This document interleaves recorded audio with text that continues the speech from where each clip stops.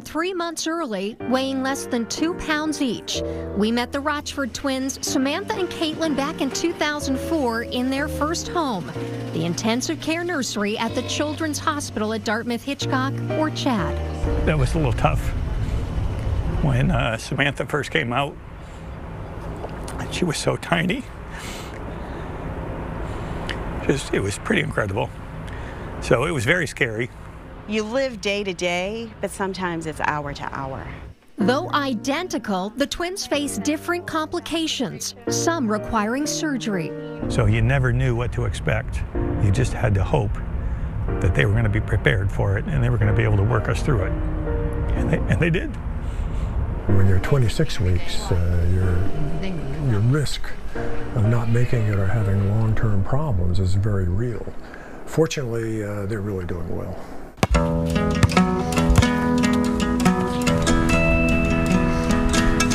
Today, the twins are now teens. They play basketball. Oh, really? They're Girl Scouts and members of their school band.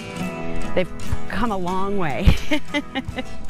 It's amazing when you look at them and you see them doing things now, you can't imagine the path that they've taken to get where they are today. The family recently reunited with the girls' doctor. CHAD founder Dr. George Little gave the twins a tour.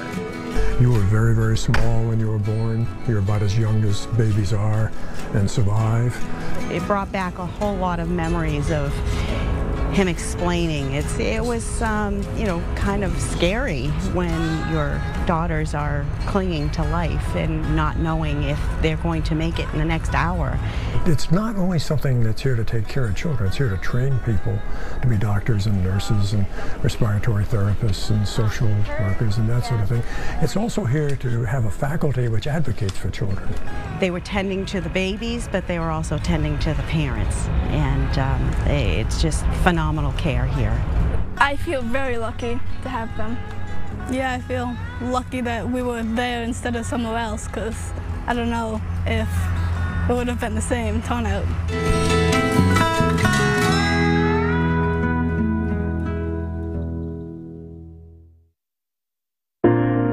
Take a deep breath.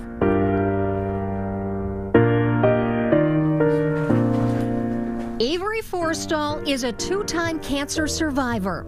He was first diagnosed when he was 5.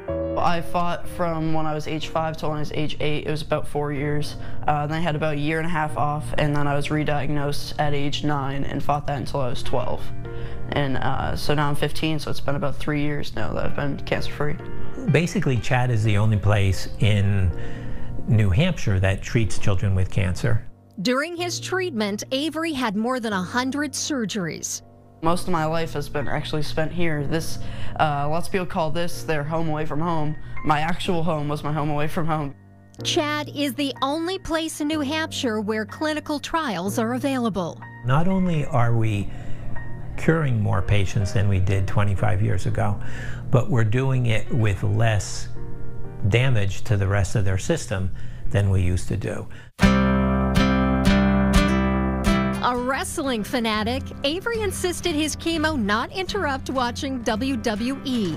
His mom remembers when it looked like cancer was going to keep Avery from meeting one of his favorite wrestlers. And all the nurses and doctors were convinced he wasn't going to get out. He was just not well enough. And so they had each created their own wrestling character. They were going to put a show on for Avery. They had gotten their costumes all together. Because of the care he received, this CHAD ambassador is taking on a new fight. Thanks to CHAD, thanks to all their treatment, I was able to start professional wrestling training about 2 years ago, and then a couple months ago I made my professional wrestling debut, which is something that is absolutely insane to me. It's something I didn't think I was going to be able to do.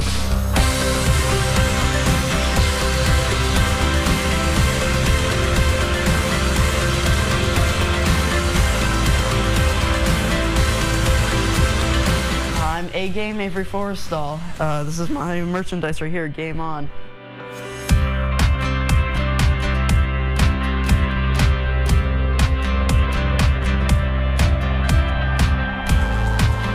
game on means to face everything that hits you head on, to always stay on track, to always keep your head up, because no matter what it is, for me, my #1 thing here, even at such a young age, was if this is going to try to take my body, it's not going to take my spirit.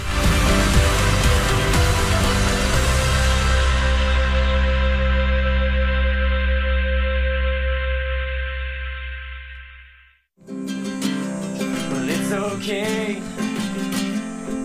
it's fine. Matt Zappel entertains the hospital staff every chance he gets. Matt, who has cystic fibrosis, spent his childhood in and out of CHAD. I'm what they call like a frequent flyer, so you know, with my cystic fibrosis, you're coming in every so often.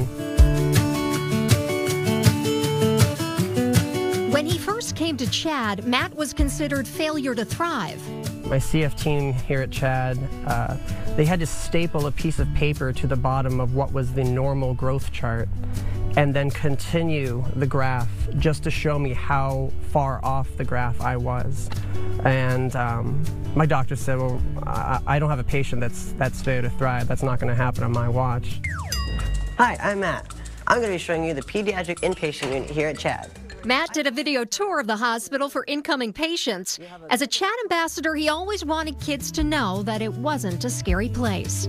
It kind of showed me what a big family was like. You know, I didn't have like a large family, you know, growing up and everything, but CHAD kind of like brought me into their family.